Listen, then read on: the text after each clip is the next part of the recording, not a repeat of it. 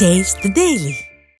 தமிழகத்தின் பல்வேறு பகுதிகளில் முருகன் கோயில்களில் திருக்கல்யாண நிகழ்ச்சி வெகு விமர்சையாக நடைபெற்றது. திண்டுக்கல் மாவட்டம் சின்னாளப்பட்டி கடைவீதியில் உள்ள அருள்மிகு ஸ்ரீ சிவசுப்பிரமணிய சுவாமி திருக்கோயிலில் கடந்த 7ஆம் தேதி சூரசம்ஹாரம் நடைபெற்றது. இதைத் தொடர்ந்து திருக்கல்யாணத்தை முன்னிட்டு காலை 6 மணியளவில் யாகசாலை பூஜைகள் நடைபெற்றது. அதனைத் தொடர்ந்து அலங்கரித்து வைக்கப்பட்டிருந்த வள்ளி தேவசேனை சமேத முருகப்பெருமானுக்கு திருக்கல்யாணம் நடைபெற்றது. இதில் ஏராளமான பக்தர்கள் கலந்து கொண்டு சுவாமி தரிசனம் செய்தனர். இதேபோல தூத்துக்குடி மாவட்டம் விளாத்திக்குளத்தில் உள்ள ஸ்ரீ மீனாட்சி சுந்தரேஸ்வரர் திருக்கோயிலில் திருக்கல்யாண நிகழ்ச்சி நடைபெற்றது. இந்நிகழ்ச்சியில் சிறப்பு அலங்காரத்தில் பக்தர்களுக்கு காட்சியளித்த முருகப்பெருமான் மற்றும் வள்ளி தெய்வானைக்கு திருக்கல்யாணம் நடைபெற்றது. இதில் சுற்றுவட்டார மக்கள் கலந்து கொண்டு வழிபாடு செய்தனர்.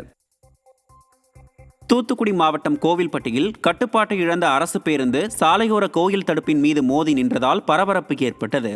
விளாத்திக்குளத்தில் இருந்து கோவில்பட்டி வழியாக தென்காசிக்கு அரசு பேருந்து சென்று கொண்டிருந்தது. இந்த பேருந்து கோவில்பட்டி புதுரோடு வழியாக அண்ணா பஸ் நிலையத்திற்கு சென்று கொண்டிருந்த போது திடீரென கட்டுப்பாட்டை இழந்து சாலையோரத்தில் இருந்த கோயிலின் தடுப்பின் மீது மோதி நின்றது. இதனால் பேருந்தில் பயணம் செய்த சில பயணிகள் லேசான காயமடைந்தனர். இந்த விபத்து குறித்த சிசிடிவி காட்சிகள் வெளியாகி பொதுமக்களிடையே அதிர்ச்சியை ஏற்படுத்தியுள்ளது. அரசு பேருந்துகளை திறனற்ற திமுக அரசு முறையாக பராமரிப்பதில்லை எனவும் அரசு பேருந்தில் பயணம் செய்யும் பயணிகளின் பாதுகாப்பு கேள்விக்குறியாகி உள்ளதாகவும் குற்றம் சாட்டியுள்ளனர்.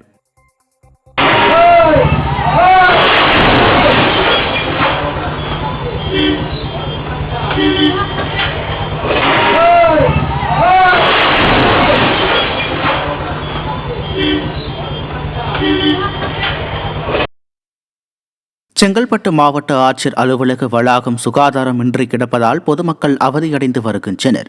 மாவட்ட ஆட்சியர் அலுவலகத்தில் கழிவறை துர்நாற்றத்துடன் வீசுவதால் நோய் தொற்று ஏற்படும் அபாயம் உள்ளதாகவும், இதேபோல் கால்நடைகளும் ஆங்காங்கே உலா வருவது பொதுமக்களிடையே அச்சத்தை ஏற்படுத்தி உள்ளது.